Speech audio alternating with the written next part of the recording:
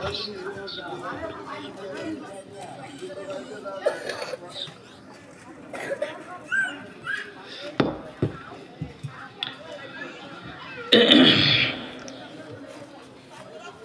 Man কই mic man আছে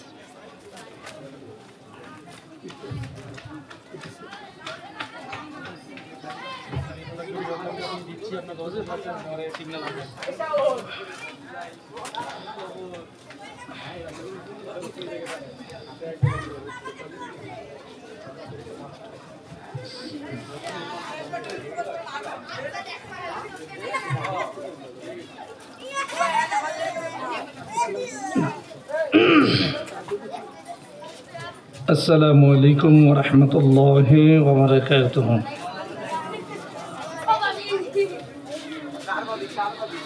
إن الحمد لله نحمده ونستعينه ونستغفره ونعوذ بالله من شرور أنفسنا ومن سيئات أعمالنا من يهده الله فلا مضل له ومن يضلله فلا هادي له ونشهد أن لا إله إلا الله وحده لا شريك له ونشهد أن سيدنا حبيبنا ومولانا محمد الذي أرسله بالحق بشيرا ونذيرا وداعيا إلى الله بإذنه وسراجا منيرا فقد قال الله تعالى في كلامه المجيد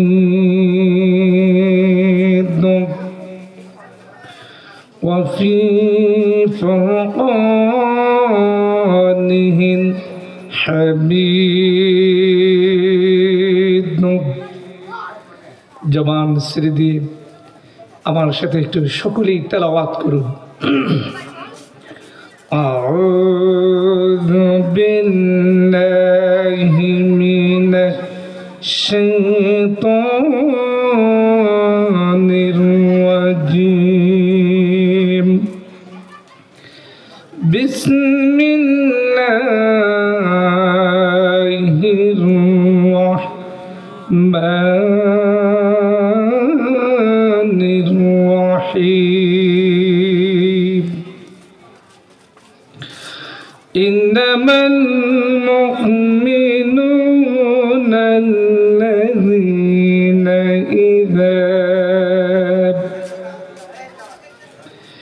ইযা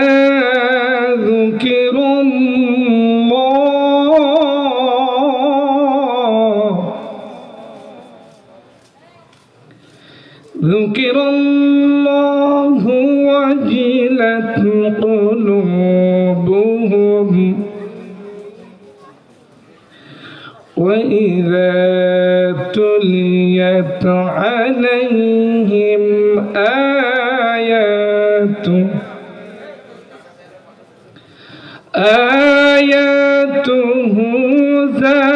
زادتهم إيمان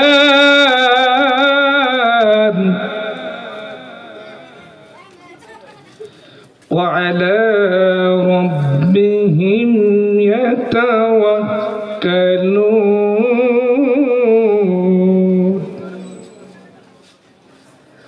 الذين يقيمون الصلاة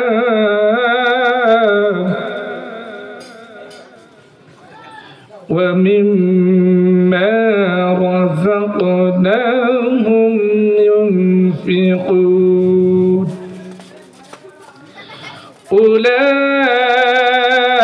أولئك هم المؤمنون حقا لهم درجات عند ربهم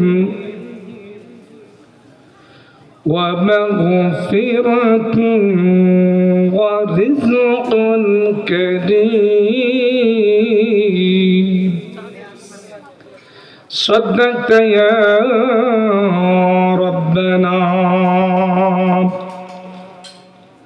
حدثنا عبيد الله بن موسى قال أخبرنا حنظلة بن أبي سفيان عن إكرمة بن خالد عن ابن عمر رضي الله تعالى عنه قال قال النبي صلى الله عليه وسلم بني الإسلام على 5 شهادة أن لا إله إلا الله وأن محمدا رسول الله وإقام الصلاة وإيتاء الزكاة والحج وصوم رمضان رواه البخاري. وقال تعالى في شان حبيبه ومحبوبه مخبرا وآمرا إن الله وملائكته يصلون على النبي يا أيها الذين آمنوا صلوا عليه وسلموا تسليما اللهم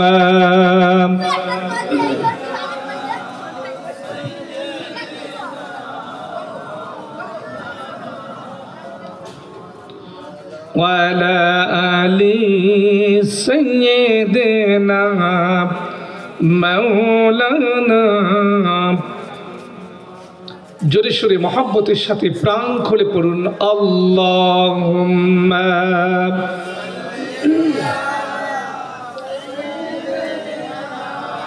মাওলানা মুহাম্মদ ওয়া আলা আলি সাইয়্যিদিনা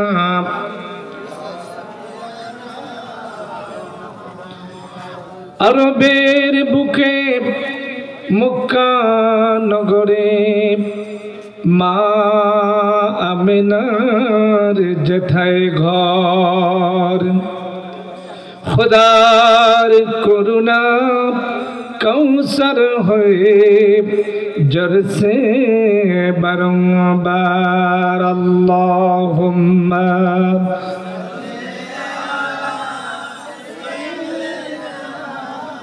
مولانا محمد وعلى آل سيدنا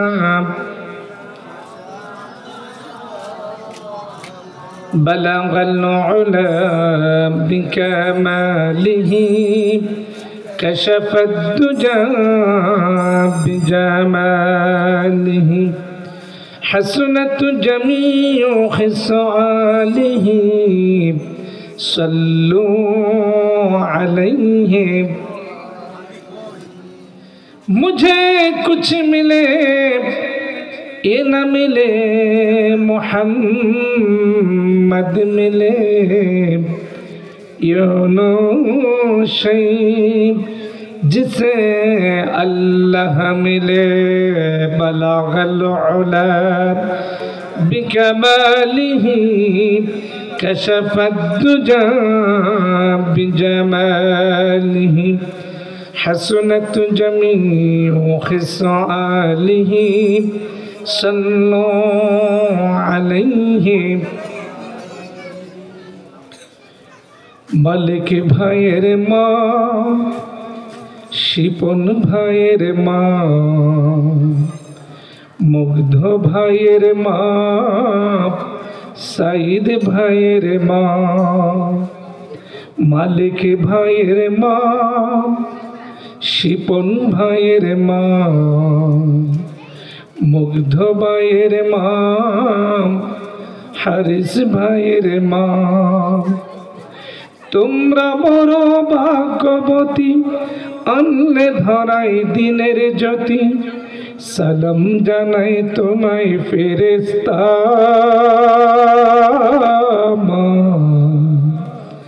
সালাম জানাই তোমায় ফেরেশতা। মালিক ভাইয়ের মা, শিপন ভাইয়ের মা, মহসিন ভাইয়ের মা, আবরার ভাইয়ের মা। তোমরা বড় ভাগ্যবতী, আনলে ধরাই দিনের জ্যোতি। সালাম জানাই তোমায় ফেরেশতা, সালাম জানাই তোমায় ফেরেশতা। সকলে বলি মারহাবা। আজকের এই মাহফিলে আসতে পারি আমরা খুশি না বেজার? অল্প না বেশি? যিনি আমাদেরকে আজকের এই তাফসীরুল কোরআন মাহফিলে আসার জন্য, বসার জন্য সুযোগ করে দিয়েছেন, তিনি কে? তিনি যদি আমাদের আসার ব্যবস্থা না করতেন, সুযোগ যদি না দিতেন, তাহলে আমাদের পক্ষে কোরআনের এই মাহফিলে আসা সম্ভব হতো? যিনি আমাদেরকে একটি কল্যাণমূলক কাজে, পুণ্যময় কাজে, সওয়াবের কাজে, আসমানের নিচে জমিনের উপরে একটি জান্নাতের বাগান বসার জন্য, আসার জন্য,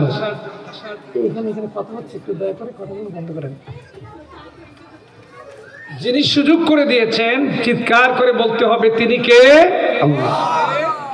সেজন্য প্রশংসা, গুণগান, গুণকীর্তন, কৃতজ্ঞতা একজন বান্দা হিসেবে আমরা করব কার?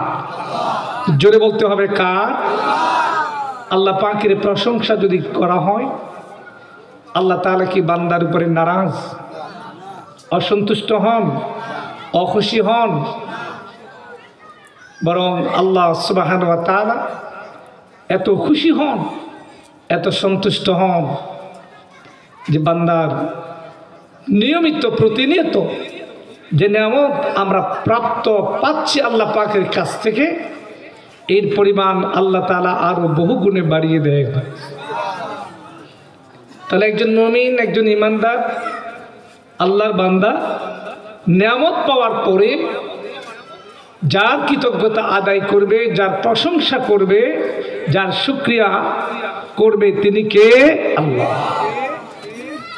আল্লাহ রাব্বুল আলামিন কিয়ামতের মাঠে আমাকে আপনাকে যে সুন্দর এমন একটা বডি দিয়েছেন, শরীর দিয়েছেন, আকৃতি দিয়েছেন, চেহারা দিয়েছেন, আপনাকে আমাকে যে প্রতিনিয়ত নিয়ামত দিচ্ছেন, কিয়ামতের ময়দানে আপনাকে এই নিয়ামত সম্পর্কে যিনি জিজ্ঞাসা করবেন, প্রশ্ন করবেন, তিনি কে? আল্লাহ রাব্বুল আলামিন বলেন, ثُمَّ لَتُسْأَلُنَّ يَوْمَئِذٍ عَنِ النَّعِيمِ। তোমাকে প্রশ্ন করা হবে, আপনাকে আমাকে প্রশ্ন করা হবে। আল্লাহ পাক প্রশ্ন করবেন, বান্দা আমি যে তোমাকে নিয়ামত দিয়েছি, এই নিয়ামতগুলো কোথায়, কিভাবে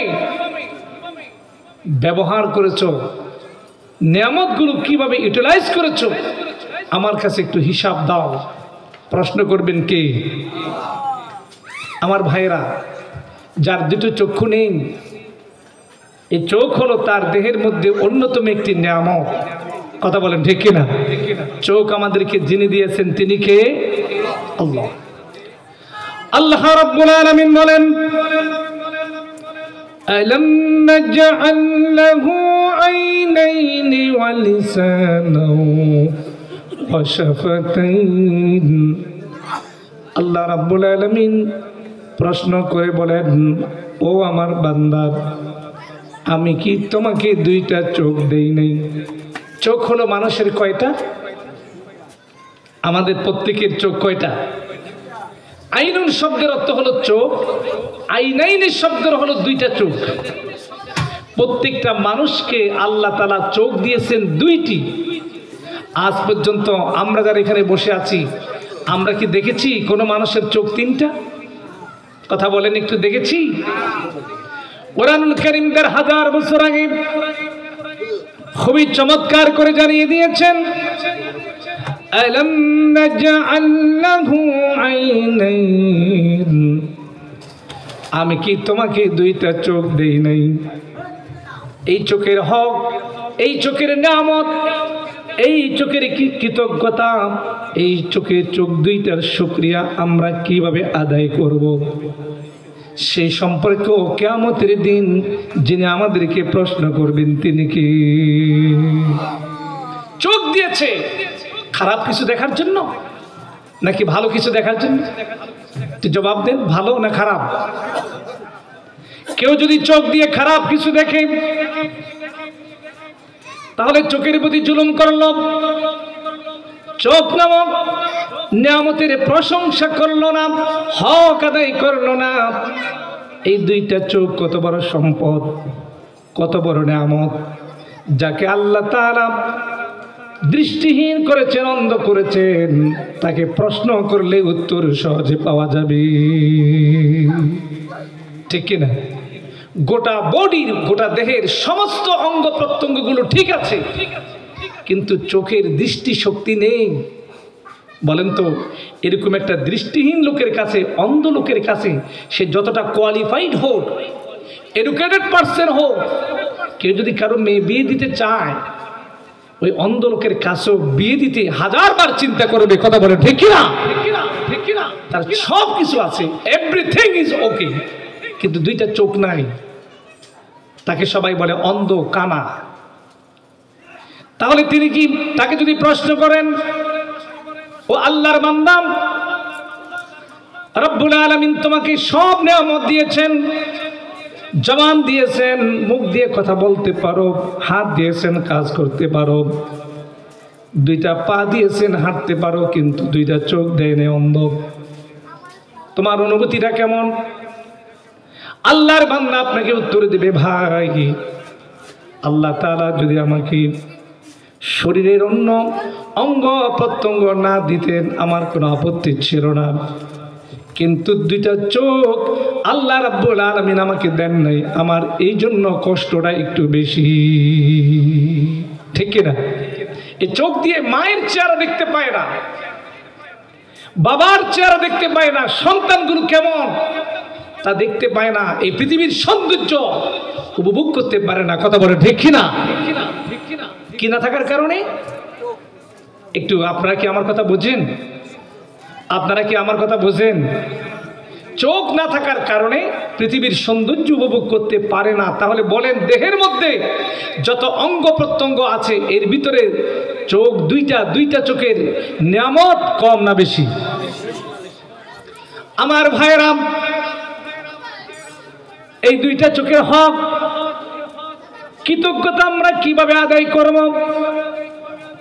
আল্লাহ নবী, আখিরে নবী মুহাম্মদুর রাসূলুল্লাহ সাল্লাল্লাহু আলাইহি ওয়াসাল্লাম চমৎকার করে জানিয়ে দিয়েছেন, কেউ যদি চোখ দিয়ে তিনটি জিনিসের দিকে তাকায়, আল্লাহর দেওয়া, আল্লাহর প্রদত্ত নিয়ামত, দুইটা চোখ দিয়ে তিনটা জিনিসের দিকে তাকায়, সাথে সাথে ওই বান্দার জীবনের সমস্ত সগীরা গুনাহগুলো আল্লাহ তাআলা মাফ করে দেন। সুবহানাল্লাহ না মাশাআল্লাহ? সুবহানাল্লাহ। কি বলবো? সুবহানাল্লাহ। প্রথম নম্বরে হলো মনোযোগ দেন, গভীর মনোযোগ। আল্লাহর নবী বলেছেন, আন-নাজরু ইলাল মাসহাব, আন-নাজরু নজর দিবে, দৃষ্টি দিবে, ইলাল মাসহাব, মাসহাব মানে হলো কোরআন, ইলা মানে দিকে। কোন আল্লাহর বান্দা যদি কোরআনুল কারীম তেলাওয়াত করতে পারে আর না পারে, কোরআনুল কারীমের ওই কালো কালো অক্ষর, এগুলোর দিকে যদি নজর দেয়, কোরআনুল কারীম এইভাবে গিলাপে বন্দি, তারপরে যদি কোরআনুল কারীমের দিকে নজর দেয়, দৃষ্টি দেয়, এই নজর দেওয়ার কারণে, তাকানোর কারণে আল্লাহ রাব্বুল আলামিন ওই বান্দার জীবনের সমস্ত সগীরা গুনাহগুলো মাফ করে দিবে। কোরআন কারীম পড়তে পারি আর না পারি, বুঝি আর না বুঝি, কিন্তু মহব্বতের সাথে, ভালোবাসার সাথে কোরআনুল কারীমের দিকে একটু তাকালাম, দেখলাম, আর এই তাকানোর কারণে, দেখার কারণে পড়তে পারি বা না পারি, সাথে সাথে আপনার জীবনের সমস্ত ছোট ছোট গুনাহগুলো যিনি মাফ করে দিবেন তিনি কে? আল্লাহ।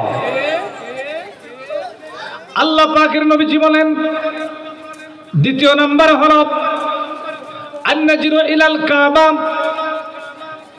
আন-নাজরু ইলাল কাবা, কোন আল্লাহর বান্দা যদি কাবার দিকে নজর দেয়, কাবা মানে বুঝেন, কাবা মানে বুঝি, কাবা ঘর।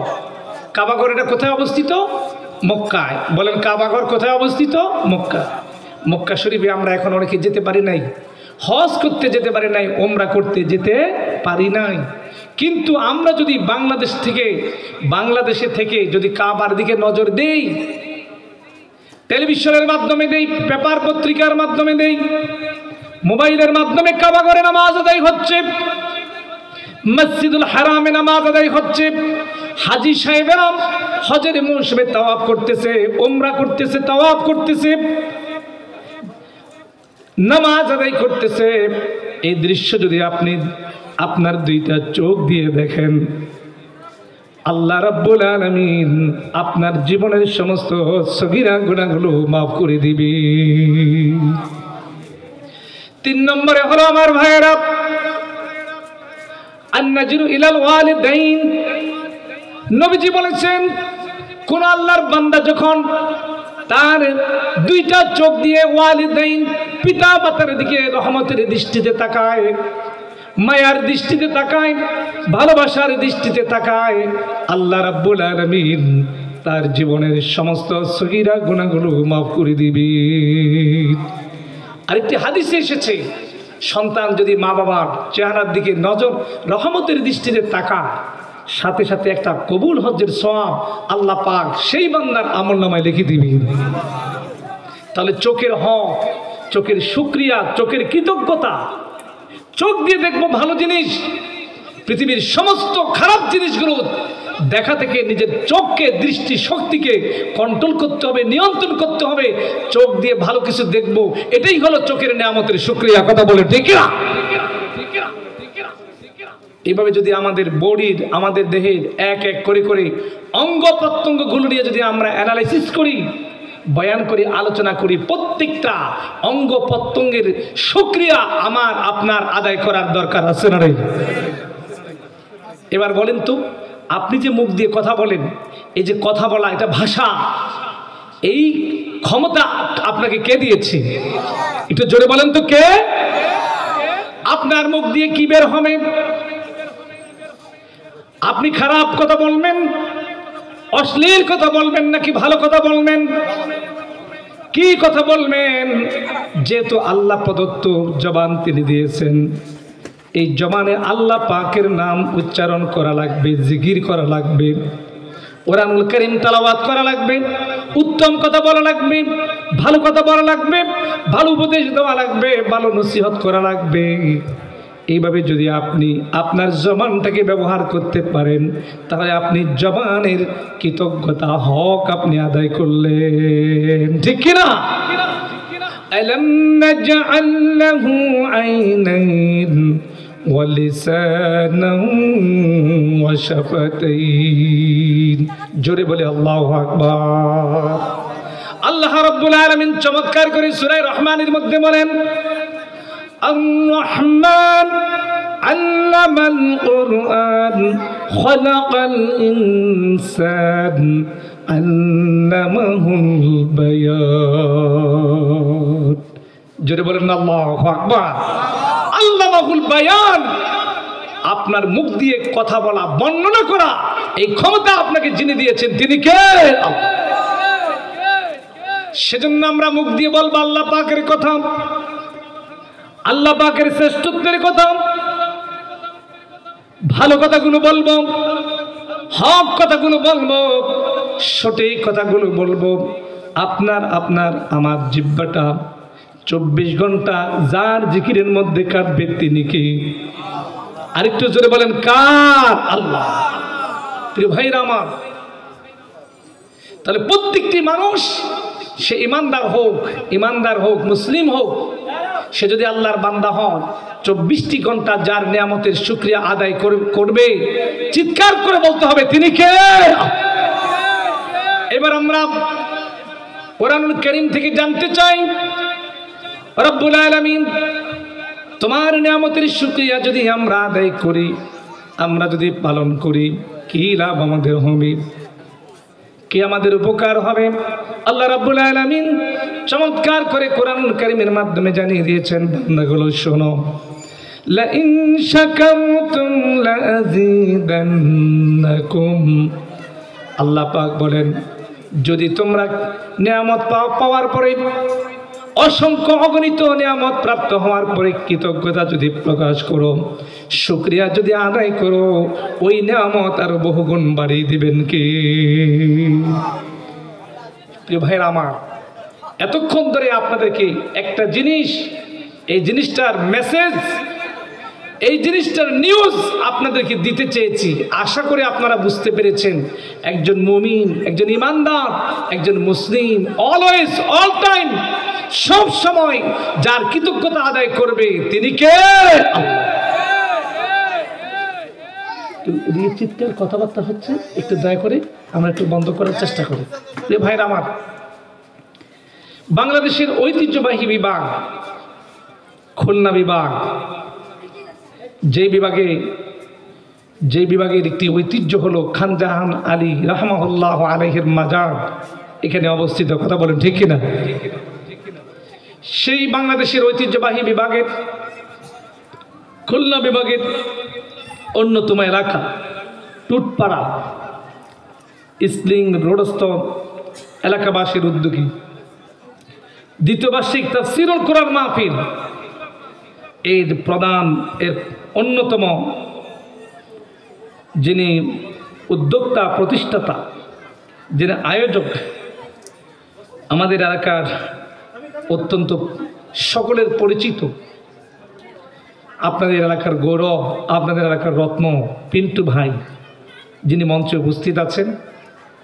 মঞ্চে উপস্থিত আছেন হযরত উলামায়ে কেরাম, বিশেষ করে আপনাদের এলাকারই সূর্য সন্তান, বীর সন্তান, বাংলাদেশের 64 ডিস্ট্রিক্টে, বাংলাদেশের 64টি জেলার যিনি দিনরাত পরিশ্রম করে যাচ্ছেন, কোরআনের দাওয়াত মানুষের কর্ণকুহরে, গ্রামে গঞ্জে, শহরে নগরে, অলিতে গলিতে পৌঁছে দিচ্ছেন, আপনাদের প্রিয় সন্তান, নেক সন্তান, বিশিষ্ট আলেমে দ্বীন, বিশিষ্ট ইসলামী চিন্তাবিদ মাওলানা মোল্লা হোসেন বিন আমজাদ যশোরী।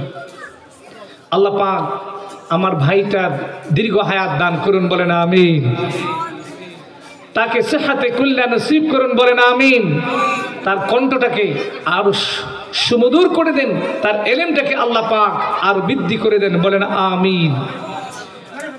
আজকে আলোচনা করে এই মঞ্চকে অলঙ্কিত করেছেন হযরতুল আল্লামা মাওলানা মোহাম্মদ নিজামউদ্দিন, এবং আমার পূর্বে সংক্ষিপ্ত কিছু কথা বলেছেন আমার সাথে ঢাকা থেকে আসা বিশিষ্ট আলেমে দ্বীন মুহাদ্দিস মাহবুবুল্লাহ জামালি। মঞ্চে উপবিষ্ট উলামায়ে কেরাম, দূর দূরান্ত থেকে আগত দিনদার ইমানদার মুসলমান ভাইয়েরা, পর্দার অন্তরালে অবস্থানরত মা এবং বোনেরা, আল্লাহ পাকের কাছে কৃতজ্ঞতা আদায় করছি। আল্লাহ পাক আমাদেরকে জান্নাতের বাগানে আসার, বসার, বলার, শোনার তৌফিক দিয়েছেন, বলেন আলহামদুলিল্লাহ। প্রিয় ভাইরা আমার, আমি ভূমিকাতে আপনাদের সামনে কোরআনুল কারীমের অন্যতম একটি সূরা, সূরা আনফাল, সূরা আনফাল এর 2 থেকে 4 এই আয়াতে কারিমাগুলো তেলাওয়াত করেছি, এবং আখির নবী মুহাম্মদ রাসূলুল্লাহ সাল্লাল্লাহু আলাইহি ওয়াসাল্লামের অগণিত অসংখ্য হাদিসগুলোর মধ্য থেকে একটি হাদিস আপনাদের সামনে উপস্থাপন করেছি। মহান আল্লাহ সুবহানাহু ওয়া তাআলা যদি আমাকে তৌফিক দান করেন, তিনি যদি আমাকে ক্ষমতা দেন, আপনাদের মতো বিজ্ঞ অভিজ্ঞ জ্ঞানী গুণী বিচক্ষণ বিদগ্ধ মানুষের সামনে আল্লাহ পাক যেন কোরআন থেকে সঠিক কথাগুলো বলে আমাকে সহ আপনাকে সহ সবাইকে আমল করার তৌফিক দান করেন, বলেন আমিন।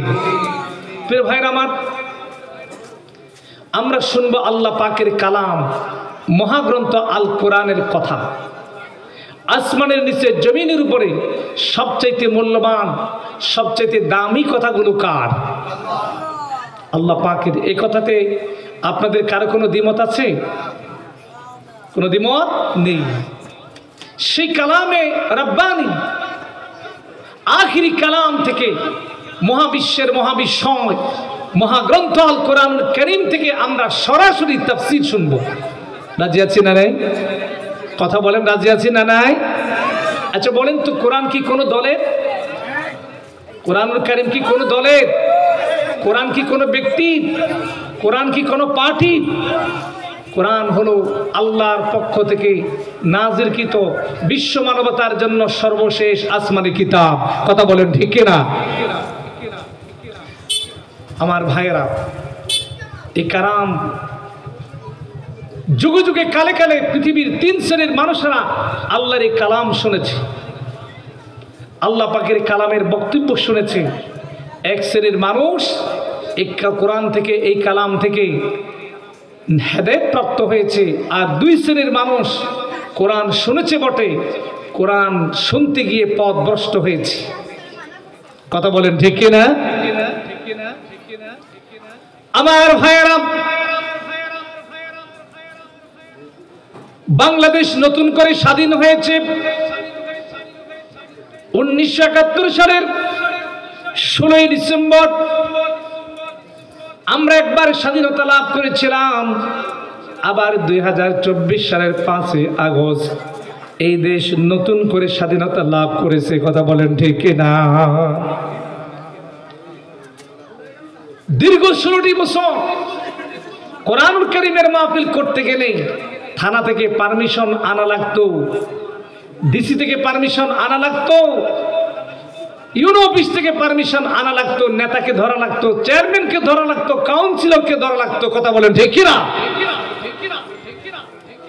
বর্তমানে সেই অবস্থা কি আছে? জোরে বলেন আছে? কোরআনের মাহফিল যেখানে বাধা হতো সেখানে 144 জারি করা হতো। সেখানে কারণ কি? কারণ ছিল একটাই, তারা মনে করেছে কোরআনের পাখিটাকে খাঁচায় বন্দি করে রেখেছে, এইবার যদি জমিনে কোরআনের আলোচনা বন্ধ করে দিতে পারি, ওয়াজের আলোচনাগুলো বন্ধ করে দিতে পারি, বাংলাদেশের জমিন থেকে ইসলামকে উৎখাত করা যাবে। কথা বলেন ঠিক কিনা? তারা মনে করেছে যাদের মাথায় টুপি আছে, দাড়ি আছে, পাঞ্জাবি পাগড়ি আছে, এদেরকে ধরে ধরে মৌলবাদী বলে, জঙ্গি বলে জেলখানার ভিতরে ঢুকিয়ে দেব, ওয়াজের মাহফিলগুলো বন্ধ করে দেব, কোরআনের পাখিদেরকে খাঁচায় বন্দি করব, আমার রাস্তা ক্লিয়ার, আমি দীর্ঘদিন ধরে ক্ষমতায় থাকতে পারবো, এই জমিনে আল্লাহর নাম নেওয়ার মতো কোনো লোক খুঁজে পাওয়া যাবে না। এটাই ছিল তাদের সিদ্ধান্ত। কথা বলে ঠিক না? আমার ভাইয়েরা, মানুষ যা সিদ্ধান্ত করে, মানুষ যা পরিকল্পনা করে, আমার আল্লাহ পাকের পরিকল্পনা হলো সম্পূর্ণ ভিন্ন। কথা বলেন ঠিক কিনা? রব্বুল আলামিন কালামি হাকিমে চমৎকার করে জানিয়ে দিলেন, ওয়া মাকারুল্লাহু ওয়াল্লাহু খায়রুল মাকিরিন। পৃথিবীর কাফের বেঈমানেরা তারা ষড়যন্ত্র করে, আর আমার আল্লাহ তাআলা কৌশল করেন। কথা বলেন ঠিক কিনা? তারা চেয়েছিল কোরআনের পাখিকে খাঁচায় বন্দি করে ফাঁসির কাস্টে ঝুলিয়ে এই জমিন থেকে ইসলাম নামক টিম টিম করে যার জ্বালা আলোটা নিভিয়ে দিবে। কিন্তু আল্লাহ রাব্বুল আলামিনের পরিকল্পনা ছিল ভিন্ন। তিনি চান এই জমিনে প্রতি ইঞ্চি জায়গায়, প্রতি বর্গফুট জায়গায় যার কথাগুলো চলবে তিনি কে? তাদের পরিকল্পনা ষড়যন্ত্র বাস্তবায়িত হয় নাই, বরং আমার আল্লাহ পাক যে পরিকল্পনা সাজিয়েছেন সেটাই বাস্তবায়িত হয়েছে। কথা বলেন ঠিক না? তারা চেয়েছিল 2041 সাল পর্যন্ত থাকবে। কথা বলেন ঠিক কিনা? কিন্তু আমার আল্লাহ কি তাদেরকে 2041 সাল পর্যন্ত থাকার সুযোগ দিয়েছেন? কথা বলেন দিয়েছেন? 16টা বছর ধরে এত জুলুম, এত অত্যাচার, আয়নাঘর সাজিয়েছে, হাজার হাজার মানুষকে গুম করেছে, হাজার হাজার মানুষের মায়ের বুককে খালি করে দিয়েছে, অসংখ্য বোনকে স্বামীহারা করেছে, সন্তানকে পিতৃহারা করেছে। কথা বলেন ঠিক এরা? এত নির্যাতন নিপীড়ন করার পরেও আল্লাহর জমিনে আল্লাহ পাকের দ্বীনের পতাকাবাহী সংগঠন এবং তার অনুসারীরা শত্রুর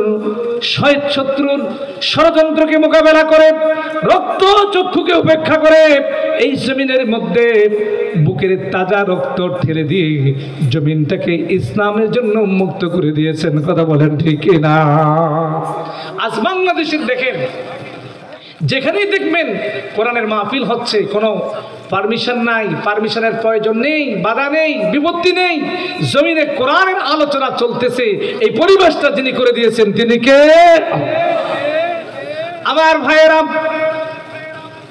আল্লাহ রাব্বুল আলামিনের হাবিব বলেন, মান ক্বালা বিহি সাদাকা, যেই ব্যক্তি কোরআন থেকে কথা বলবে, কোরআন ভিত্তিক আলোচনা করবে, সেটা হবে সত্য কথা। কথা বলেন ঠিক কিনা? কোরআনের কথাগুলো কি সত্য না মিথ্যা? জোরে বলেন, সত্য না মিথ্যা? ওয়ামান আসদাকু মিনাল্লাহি কিলা, আর আল্লাহ তাআলার চাইতে অধিক সত্যবাদী কে হতে পারে?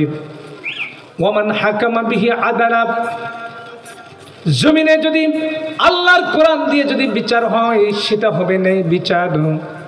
আমরা দেখেছি 16টা বছর আইন আদালতে, সুপ্রিম কোর্টে, জজ কোর্টে, হাইকোর্টে যতগুলো বিচার হয়েছে, এই বিচারগুলো কোরআন দিয়ে হয় নাই, মানুষের তৈরি করা আইন দিয়ে হয়েছে।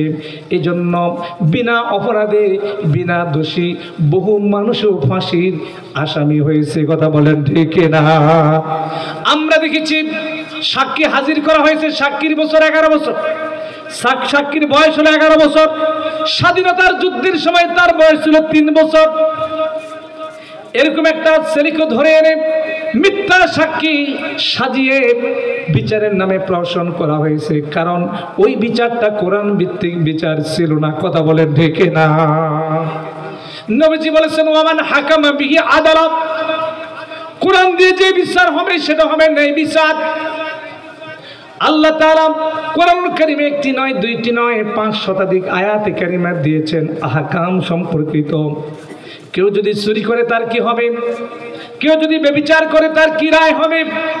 কেউ যদি অন্যায়ভাবে কারো জমি দখল করে, নিজের নামে অন্যের জমি দলিল করে নেয়, ওজনে যদি কম দেয়, দুধে যদি পানি মিশায় তার কি ব্যবস্থা হবে, ইত্যাদি আইন ও কানুন বিধিবিধানগুলো, এই হুকুমগুলো কোরআনুল কারীমে আছে না? না, কি বলেন আছে? কথা বলেন আছে? 500 আয়াত আছে বিধিবিধান সম্পর্কিত। কেউ যদি চুরি করে, স্বাধীনতার 55 বছর হরফ, সংসদে বহু আইন তৈরি করা হরফ, চুরি বন্ধ হওয়ার জন্য, দুর্নীতি বন্ধ করার জন্য, লুটপাট বন্ধ করার জন্য, বাংলাদেশের অর্থ বাইরে পাচার করার বন্ধের জন্য মানি লন্ডারিং আইন তৈরি করা হলো। এত আইন তৈরি করা হয়েছে, কিন্তু আমি আপনাদের প্রশ্ন করতে চাই, এই খুলনা শহরে বর্তমানে চুরি আছে না নাই? কথা বলেন আছে? চিন্তায় আছে না নাই? দুর্নীতি আছে? লুটপাট আছে? তাহলে বোঝা গেল মানুষের তৈরি করা আইন দিয়ে, মানব রচিত কোনো মতাদর্শ দিয়ে, মানব রচিত কোনো মতবাদ দিয়ে চুরি বন্ধ করা সম্ভব নয়, ডাকাতি বন্ধ করা সম্ভব নয়, লুটতরাজ বন্ধ করা সম্ভব নয়, বাংলাদেশের টাকা বাহিরে পাচার করা বন্ধ নয়। একটা মাত্র কিতাব, একটা মাত্র বিধান, মহাগ্রন্থ আল কোরআন, এর আইন যদি সংসদে, হাইকোর্টে, সুপ্রিম কোর্টে প্রতিষ্ঠিত করা যায়, আল্লাহর কসম করে বলি 1500 বছর আগে যেভাবে আল্লাহর নবী মুহাম্মদ রাসূলুল্লাহ সাল্লাল্লাহু আলাইহি ওয়াসাল্লাম মদিনায় একটি শান্তিময় সমাজ উপহার দিয়েছিলেন। আজ বাংলার জমিনে সেই কোরআন আছে না নাই? কথা বলেন, আছে না নাই? সেই কোরআন দিয়ে যদি আবারও এই দেশটি যদি আমরা সাজাতে পারি, তাহলে এই দেশে কি শান্তি আসবে না আসবে না? জোরে বলেন, আসবে না আসবে না? আমি আপনাদেরকে একটা প্রশ্ন রাখতে চাই, বলেন তো মসজিদে কার আইন চলে? কথা বলে না। কার কার হুকুমে ইমাম সাহেব নামাজ পড়ায়? কার নিয়মে ইমাম সাহেব নামাজ পড়ায়? একটি মসজিদে 3000, 4000, 5, 10,000, 10,000 মুসল্লি একসাথে নামাজ পড়ে, কোনো ধাক্কা ধাক্কি ঠেলাঠেলি আছে? কথা বলেন না কেন? আছে। কিন্তু 10,000 মানুষকে আপনি ছেড়ে দেন, নিয়ন্ত্রণ করার জন্য পুলিশ লাগবে। কথা বলেন ঠিক কিনা? মসজিদে যান, মসজিদের ভিতরে আল্লাহর আইন, আইনের বাহিরে যে কোন যদি ইমাম সাহেব নিজস্ব আইন দিয়ে নামাজ পড়ায়, সাথে সাথে ওই মুসল্লিও লোকমা দিবে যিনি ওই দিন মসজিদে নামাজ পড়তে গেছে। কথা বলেন ঠিক কিনা? ওই ইমাম সাহেব, এই মসজিদে তোমার আইন চলবে না, এই মসজিদে আল্লাহ পাক যে আইন করে দিয়েছে ওই ভিত্তিতে তোমার নামাজ পড়ানো লাগবে। কথা বলেন ঠিক কিনা? তাহলে মসজিদে যদি আল্লাহর আইন চলতে পারে, মসজিদে যদি শান্তি প্রতিষ্ঠিত হয়, আমি দেখতেছি 5 ওয়াক্ত প্রতিদিন 5 বার আমরা মসজিদে যাই, আল্লাহর আইনের ভিতরে আমরা বন্দী হয়ে যাই, সেখানে শান্তি আর শান্তি। মসজিদের ওই নিয়মগুলো যদি সমাজে আনতে পারতাম, রাষ্ট্রে আনতে পারতাম, পরিবারে আনতে পারতাম, মসজিদের মতো আমাদের পরিবেশটাও হয়ে যেত। ঠিক কিনা? কথা বলেন ঠিক কিনা? এজন্য নবীজি বলেছেন, ওয়ান হাকামা বিহি আদালা, এই সমাজ যদি কোরআনের আলোকে বিচার হয়, পক্ষপাতিত্বমূলক বিচার হবে না, বিচারের নামে প্রহসন হবে না। নেতার ছেলে অপরাধ করলে বিনা বিচারে ছাড়া পাবে না। কথা বলেন ঠিক কিনা? খুনি মাস্তান তারা রাস্তায় রাস্তায় বুক ফুলিয়ে ঘুরবে, আর আলেম ওলামা জেলখানায় বিনা অপরাধে বন্দী থাকবে। এটার নাম আইন নয়, এটার নাম বিচার নয়, এটার নাম হলো প্রহসন। কথা বলে ঠিক কিনা? বিগত 16 বছর ধরে বাংলাদেশের জনগণ এটাই দেখেছিল। কথা বলে ঠিক কিনা? আমার ভাইয়েরা, ওয়ামান দাআ ইলাইহি হুদিয়া ইলা সিরাতিম মুস্তাকিম, নবীজি বলেছেন, কেউ যদি মানুষদেরকে কোরআনের দিকে, কালামের দিকে ডাকে, আসো, এই কালামের দিকে আহ্বান জানাই, এই আহ্বানটা, এই ডাকাটা হবে সিরাতুল মুস্তাকিমের দিকে ডাকা। সুবহানাল্লাহ বলবেন না? আজকে আমরা আপনাদেরকে ডাকতেছি, এই যে তাফসীরুল কোরআন মাহফিলে, এই যে ডাকতেছি, আসো ও আল্লাহর বান্দারা, ইসলামের দিকে আসো, কোরআনের দিকে আসো। কথা বলে ঠিক কিনা? নাকি সভাপতি সাহেব বলতেছে আপনারা আমার কথা শুনবেন, আমার দিকে আসেন, আমার ফ্যামিলির দিকে আসেন, আমার ফ্যামিলিকে সমর্থন দেন, আমার ফ্যামিলির সাথে থাকবেন? সভাপতি সাহেবের এরকম কোনো উদ্দেশ্য কি আছে? কথা বলেন, আছে? একটাই মাত্র উদ্দেশ্য। তিনি টাকা খরচ করেছেন, শ্রম দিয়েছেন, মেধা দিয়েছেন, বুদ্ধি দিয়েছেন, পরামর্শ দিয়েছেন, অন্য কোনো উদ্দেশ্য নয়, একটাই মাত্র উদ্দেশ্য, এই মানুষগুলোকে, আপনাদেরকে কোরআনের দিকে, কোরআনের ছায়াতলে আনার উদ্দেশ্য। কথা বলেন ঠিক না? আমরা যদি কোরআনের ছায়াতলে আসতে পারি, আমাদের শান্তি মুক্তি আছে না নাই? কথা বলেন, আছে না নাই? এজন্য নবী বলেছেন, ওমান দাআ ইলাইহি, ওমান মানে যে ব্যক্তি, দাআ মানে ডাকবে, ইলাইহি মানে কোরআনের দিকে। কেউ যদি কাউকে কোরআনুল কারীমের দিকে আহ্বান করে, দাওয়াত দেয়, হুদিয়া ইলা সিরাতিন মুস্তাকিম, সেই দাওয়াতটা হবে সিরাতুল মুস্তাকিমের দিকে দাওয়াত। আমরা প্রতিনিয়ত প্রত্যেক রাকাতে, নামাজের মধ্যে প্রত্যেক রাকাতে আল্লাহ পাককে যে কথাটা বলি, ইহদিনাস সিরাতাল মুস্তাকিম, ঠিক কি না? প্রত্যেক রাকাতে, নামাজের প্রত্যেক রাকাতে এই সূরাটা কি আমরা পাঠ করি? কথা বলেন না, পাঠ করি? প্রত্যেক রাকাতে আল্লাহকে বলি, আল্লাহ তুমি আমাকে সরল পথে পরিচালিত করো। কথা বলেন ঠিক কিনা? ইহদিনাস সিরাতাল মুস্তাকিম, সিরাতুল মুস্তাকিমের পথে পরিচালিত করো। আমরা জানি না যে সিরাতুল মুস্তাকিম কোনটি। সিরাতুল মুস্তাকিম হলো কোরআনের পথ। কথা বলেন ঠিক কিনা? সিরাতুল মুস্তাকিম হলো কিসের পথ? কোরআনের পথ। কোরআনের দিকে যিনি আসবেন তিনি সিরাতুল মুস্তাকিমের দিকে আসবেন, কোরআনের সাথে যিনি থাকবেন তিনি সিরাতুল মুস্তাকিমের পথেই থাকবেন। চিৎকার করে বলেন আল্লাহু আকবার। আমার ভাইয়েরা, ওয়া হাবলুল্লাহিল মাতিন। কোরআন হলো আল্লাহ পাকের এক মজবুত রশি। রশিটা আল্লাহ তাআলা এক মাথা আল্লাহ তাআলা আরশ আজিমে ধরে রাখছেন, আরেক মাথা জমিনে ছেড়ে দিয়েছেন।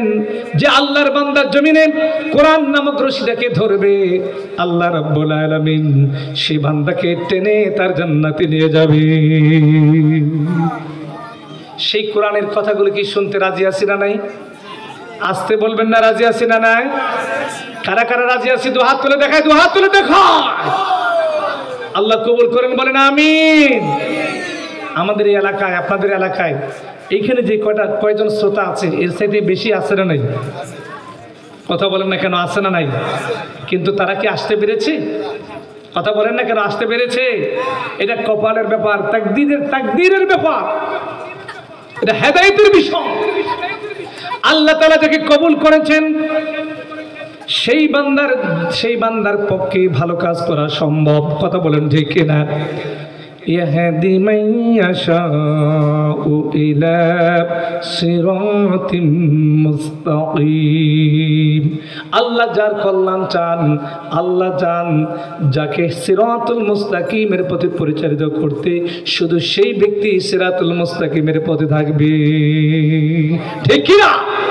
আমরা যারা এখানে বসে আছি আমরা ভাগ্যবান, আমরা সৌভাগ্যবান, আমাদের কপাল অনেক ভালো, আমরা অনেক দামি মানুষ। কারণ নবীজি বলেছেন যেই জায়গার মধ্যে কোরআনের আলোচনা হবে, কোরআনুল কারীমের কথাগুলো হবে, এটা হলো জান্নাতের বাগান। এটা কিসের বাগান? জোরে বলেন কিসের? আপনাদের কি অবিশ্বাস হয়? এই কি বিশ্বাস আছে না নাই? কার কার বিশ্বাস আছে একটু হাত তুলে দেখাই। আল্লাহ কবুল করেন, বলেন আমিন। আল্লাহ নবী বলেছেন মাজালিসুল ইলম হিয়া রাউজাতুম মিন রিয়াজিল জান্নাহ। যেই জায়গার ভিতরে এলেমের আলোচনা হবে, এলেম মানে কোরআন ও হাদিস, কোরআন হাদিসের আলোচনা হবে, হিয়া রাউজাতুম মিন রিয়াজিল জান্নাহ, ওটা হলো জান্নাতের একটা অংশ। সুবহানাল্লাহ। তিরমিজি শরীফে এসেছে আল্লাহ পাকের হাবিব বলেছেন কেউ যদি রাত্রি বেলায় কিছু সময় কোরআনুল কারীমের মাহফিলে বসে যায়, কোরআনুল কারীমের মাহফিলে কিছু সময় ব্যয় করে, 500 রাকাত নফল নামাজ, যেই নামাজ আল্লাহর দরবারে রব্বুল আলামিনের দরবারে মকবুল হয়ে গিয়েছে, কবুল হয়ে গিয়েছে, এরকম 500 রাকাত নফল নামাজের সওয়াব আল্লাহ তাআলা ওই বান্দার আমলনামায় লিখে দিবে। সুতরাং জান্নাতের বাগানে যিনি আছেন তিনি চলে যাবেন না বসবেন? কথা বলেন, চলে যাবেন না বসবেন? আল্লাহ কবুল করেন, বলেন আমিন। আরেকটু জোরে বলেন আমিন। আমি আপনাদের সামনে তেলাওয়াত করেছি কোরআনুল কারীমের অন্যতম একটি সূরা, সূরা আনফাল। এই সূরাটি কোরআনুল কারীমের অন্যতম একটি সূরা, যে সূরার 2 থেকে 4, 2 থেকে কত? কথা বলেন না, 2 থেকে কত? This is the 8th surah of the Holy Quran.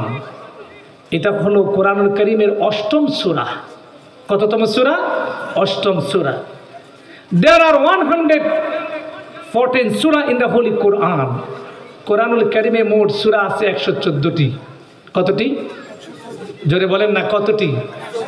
এটা হলো ক্রমিক নম্বর অনুযায়ী 8 নং সূরা। কত নম্বর সূরা? 8 নম্বর সূরা। এবং এই সূরাতে আপনার এটি হলো দিস ইজ দ্য মাদানী সূরা। কোরআনুল কারীমের সূরাগুলো 2 ভাগে বিভক্ত, একটি হলো মাক্কি আর একটি হলো কি? মাদানী। এটি হলো মাদানী সূরা। এর আয়াত সংখ্যা হলো there are 75 verses in the Holy Quran. এই সূরার মধ্যে 75টি আয়াত আছে এবং there are 10 verses, 10টি রুকু আছে, 75টি আয়াত, 10টি রুকু। কোরআন কারীমের 8তম সূরা, মাদানী সূরা। এই সূরাটির নাম হলো দিস সূরা ইজ মাদানী সূরা। এটি হলো মাদানী সূরা। চিৎকার করে বলুন আল্লাহু আকবার। বলুন তো একটু আপনাদের পরীক্ষা নিই, আপনারা কি পরীক্ষা দিতে রাজি আছেন? জোরে বলেন, রাজি আছেন? ভয় করবেন না, ইমানদার পরীক্ষাকে ভয় করে না। ইমানদার কি পরীক্ষার কথা শুনে জানালা দিয়ে পালায়? কথা বলেন না, পিছনের রাস্তা দিয়ে পালায়? পিছনের রাস্তা দিয়ে তারাই পালায় যারা কাপুরুষ, কথা বলেন ঠিক কিনা? যারা বলেছিল আমরা পালাবো না, আমরা পালাতে পারি না, দেখা গেল তারাই সবার আগে পালিয়ে গেছে, কথা বলেন ঠিক কিনা? পালাতে গিয়ে 41 সাল পর্যন্ত থাকতে চেয়েছিল, 41 মিনিটও টাইম পায় নাই, কথা বলেন ঠিক কিনা? আমার ভাইয়েরা, এই সূরাটির নাম আনফাল বলা হলো কেন? আনফাল শব্দের অর্থ বহু বচন, এর এক বচন হলো নফল, নফলের বহু বচন হলো আনফাল। নফল শব্দের অর্থ হলো অতিরিক্ত। নফল শব্দের অর্থ কি? জোরে বলেন। আমরা তাফসিরুল কোরআন মাহফিলে এসেছি কিছু শেখার জন্য, কি বলেন ঠিক কিনা? এখানে এসে কেউ যদি ঘুমায় জিমায়, সওয়াব হবে না গুনাহ হবে? গুনাহ হবে। জোরে বলেন কি হবে? তিনটা অবস্থায় আপনি আপনার কলবটাকে পরীক্ষা করে দেখবেন, কলবটা রাইট ওয়েতে, রাইট জায়গায়, সঠিক জায়গায় আছে কিনা। আমাদের প্রত্যেকের দেহে এক টুকরা গোস্ত আছে, ওই গোস্তের টুকরার নাম হলো কলব, কি বলেন ঠিক কিনা? আমাদের প্রত্যেকের দেহে এক টুকরা গোস্ত আছে, ওই গোস্তের টুকরাটির নাম কি? যারা বলেন তো। কলব আরবি, বাংলায় হার্ট, সোল, আত্মা, হার্ট। এটা যদি কারো দেখে না থাকে, লোকটা কি জীবিত না মৃত? কথা বলেন না, জীবিত না মৃত? দেহের মধ্যে সবচেয়ে দামি জিনিসটার নাম কি? কলব। কথা বলেন। দেহের মধ্যে, আপনার আমার বডির মধ্যে, দেহের মধ্যে সবচেয়ে দামি জিনিসের নামটা কি? কলব। আমার ভাইয়েরা, আন আব্দুল্লাহ ইবনে মাসউদ রাদিয়াল্লাহু তাআলা আনহু قال اطلب قلبك في ثلاثه مواطن। আল্লাহ পাকের নবীজির সাহাবী হযরতে আব্দুল্লাহ ইবনে মাসউদ রাদিয়াল্লাহু তাআলা আনহু তিনি বলেছেন, ও আল্লাহর বান্দারা, তিনটা অবস্থায় তুমি দেখবে তোমার কলবটা সঠিক জায়গায় আছে কিনা। কয়টা অবস্থায়? জোরে বলেন, কয় অবস্থায়? 3 অবস্থায়। কয় অবস্থায়? মানুষের মন প্রতি সেকেন্ডে কত হাজার হাজার কিলোমিটার, লক্ষ কিলোমিটার চলে যায়, দূরে চলে যায়, কথা বলেন ঠিক কিনা? আপনার মন এখন এই কোরআনের মাহফিলে আছে, সেকেন্ডে, ন্যানো সেকেন্ডের মধ্যে চলে গেছে আমেরিকা, ইউরোপে, কথা বলেন ঠিক কিনা? এজন্য বলা হয়েছে 3টা অবস্থায় আপনার কলবটা, অন্তরটা সঠিক স্থানে আছে কিনা পরীক্ষা করে দেখো, উতলুব তালাশ করে দেখো, যাচাই করে দেখো, বাছাই করে দেখো। কালবাকা, তোমার কলবকে ফি সালাসা মানে 3 মাওয়াতিন হলো 3 জায়গায়, 3 অবস্থায় তুমি তোমার কলবটাকে যাচাই করে দেখো, পরীক্ষা নিরীক্ষা করে দেখো, তোমার কলব তোমার সঠিক জায়গার মধ্যে আছে না নাই। জোরে বলেন না সুবহানাল্লাহ। নামাজের ভিতরে, নামাজরত অবস্থায় কলব থাকবে কি? মসজিদে না মসজিদের বাইরে? কথা বলি, মসজিদে না মসজিদের বাইরে? নামাজের মধ্যে আমাদের বেশি, নামাজের নিয়ত বাঁধার পর পারিবারিক, সামাজিক, সাংস্কৃতিক, অর্থনৈতিক, রাজনৈতিক হাজারো কথা, হাজারো চিন্তা মাথার ভিতরে গুড়গুড় করে, কথা বলেন ঠিক কিনা? এই অবস্থায় কিয়ামত পর্যন্ত কেউ যদি নামাজ পড়ে, তার নামাজ কি হবে?